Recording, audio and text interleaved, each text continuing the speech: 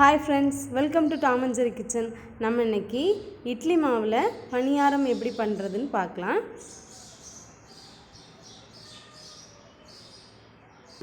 இட்லி மாவு பணியாரம் பண்றதுக்கு நான் இன்னைக்கு 1 கப் அளவுக்கு இட்லி மாவு எடுத்துர்க்கேன். இத ஒரு பாத்திரத்துல சேர்த்துக்கலாம்.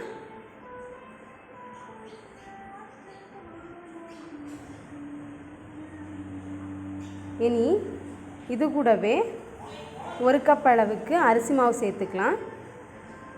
இட்லி மாவு எடுத்த கப்லயே எடுத்துக்கோங்க. அடுத்ததா அதே கப்ல 1 கப் அளவுக்கு ரவை சேர்த்துக்கலாம்.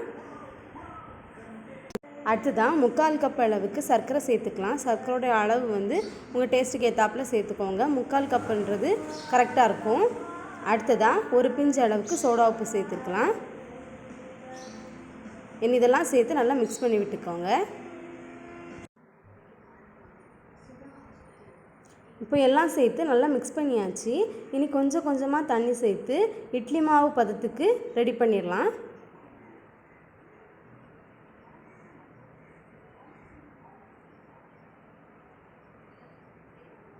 இப்போ நம்ம பணியார மாவு ரெடி ஆயிடுச்சு.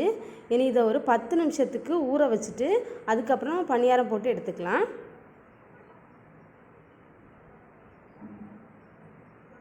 இப்போ மாவு நல்லா ஊறிடுச்சு. பணியாரம் ஊத்துறதுக்கு மாவு இந்த கன்சிஸ்டன்சில இருக்கணும். ரொம்ப தண்ணி ஆயிரக்கூடாது. அடுத்ததா பணியாரம் சுடுறதுக்கு நான் எண்ணெய் சூட வச்சிருக்கேன். எண்ணெய் நல்லா சூடாயிடுச்சு. பணியாரம் ஊத்தும்போது ஒரு 1/2 கரண்டி அளவுக்கு மாவு எடுத்து இந்த மாதிரி ஊத்திக்கோங்க. உடனே திருப்பி போடக்கூடாது. அது மேலே வந்த அப்புறம் திருப்பி போடுங்க.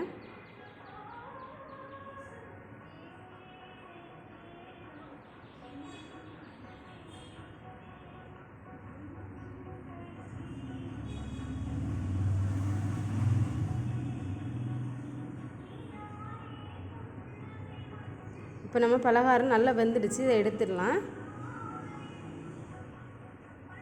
இதே மாதிரி மீதி இருக்க மாவையும் பணியாரம் போட்டு எடுத்துக்கலாம்.